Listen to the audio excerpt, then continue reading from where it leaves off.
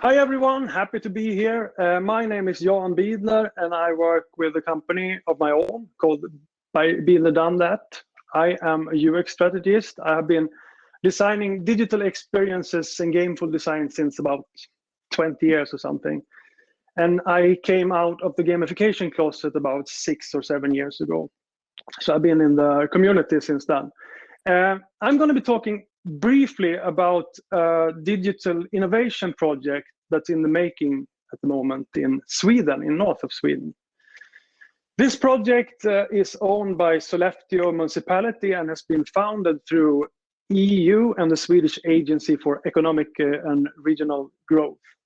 So it's a growth project. The case I will be presenting to you here now is part of a larger project which addresses the growth and survival of a sparsely populated area in Sweden. Actually, the Swedish inlands, as you can see in the pictures here. So basically, the project is about marketing the area and making it more attractive to visitors and new residents of the area. So even getting people to move there. And this specific digital innovation project is about the tourism aspect, of course. So basically about getting more people to come here and experience the attractions in the area and spending more money, of course. So that's the humble impact that we are aiming for.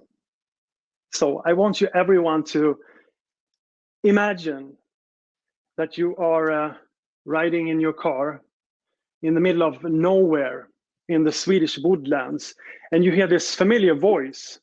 Hi, it's me, Rody, the digital moose. Are you up for a challenge? So you get a game challenge from this guy called Rody. And this game challenge could be accepted no matter where you are.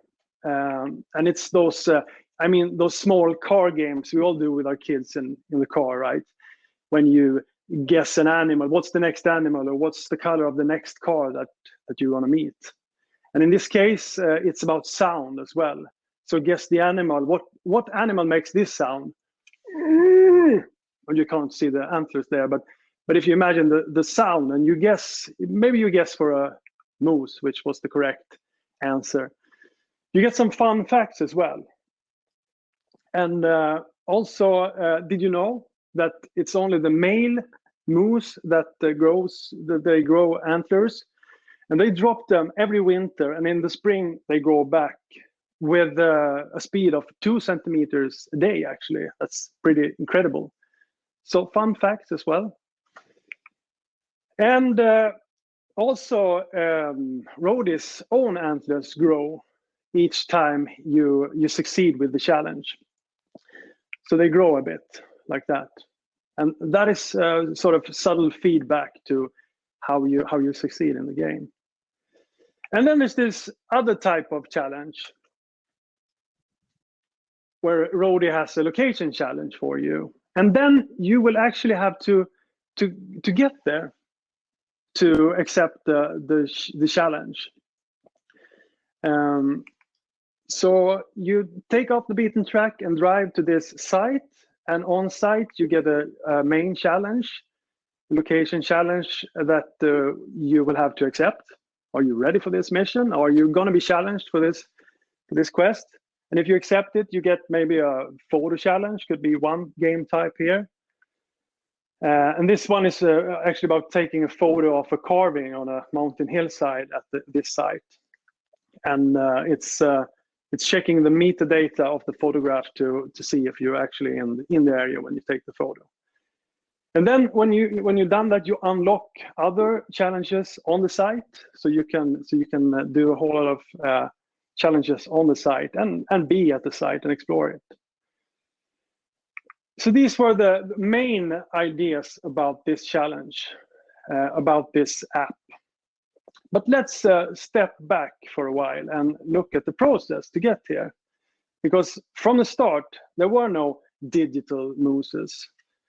there were actually no digital app at all.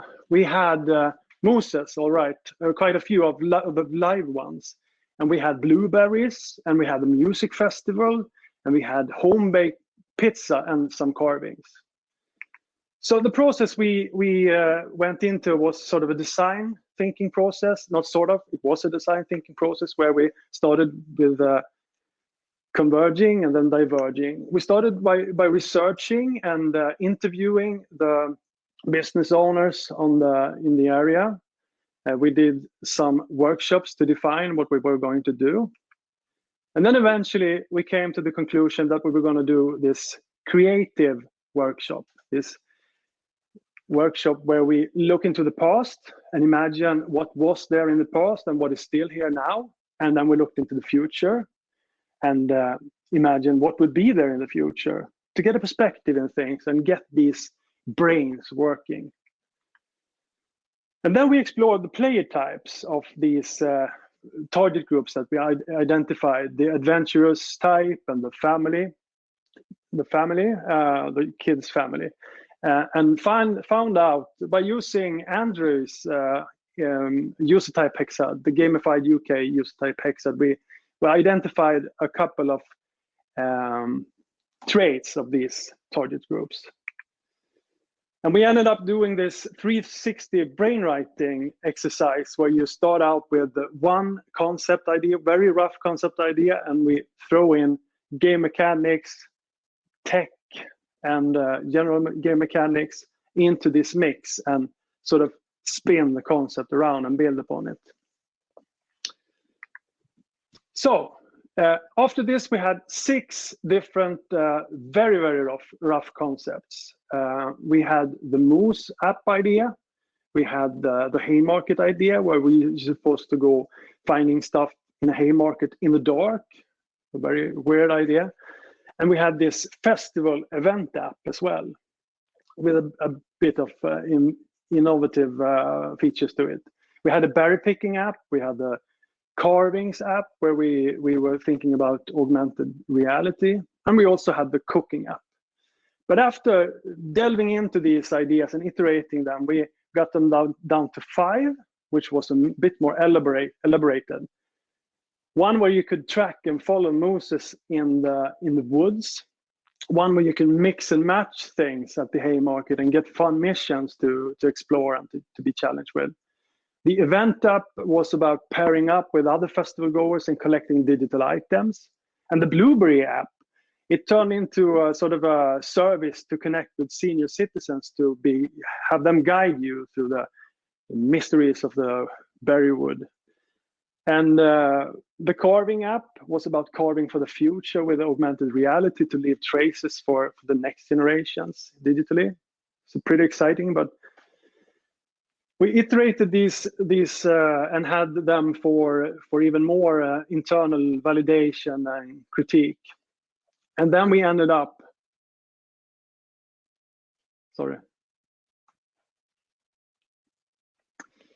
And then we ended up with only 3 after some voting and some internal discussions that were more pretty fledged out concepts. And as you see, Rody was there. At this stage, Rody had been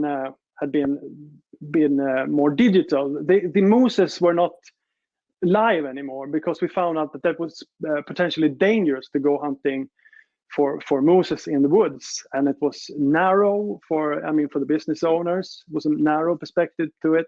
It was also potentially hazardous, dangerous, and also a bit seasonal. So we had 3.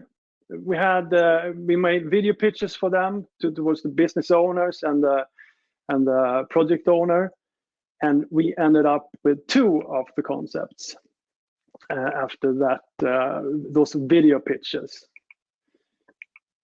And then we ran through 2 design sprints. I'm not sure if you're familiar with the design sprint concept, but it's a concept where you, for 1 week, you do intense work from mapping, sketching, designing, storyboarding, and then eventually testing the prototype. And the idea that got the best results in the test with the kids and the families was actually the Roadie app, the prototype for this idea. And it was a pretty exciting testing situation with the kids and everything. I had a 3-year-old tipping the table over and having coffee all over my computer. So it was very intense. And the fun fact is that when we tested out the prototype, the kids were actually they got some stunning new ideas for us by filling in the logical gaps with their explanations. So one idea we got was actually from sort of a shortcut we took with the antlers of the moose. They were supposed to grow a step at a time for every one challenge, but actually we took a shortcut, so we started with bad continuity. So we thought maybe they will overlook with that, but they actually had a greater explanation than that for that. They argued that he drops his antlers and then grows new ones, so we can collect them. So we actually came up with a new idea actually it was the kids who came up with the idea that we were going to collect the antlers every time they succeeded with a location mission or visited a site. So that is a good idea, actually. Try out your prototypes with kids, because they will give you great ideas and invent new features in a breeze. So how are we doing with time, Toby? Am I on time? Yeah, so we've got about 2 minutes for questions now. 2 minutes. So I'm just going to wrap it up here. Yeah. Because the idea with Roadie was that you could, it was mostly about sound.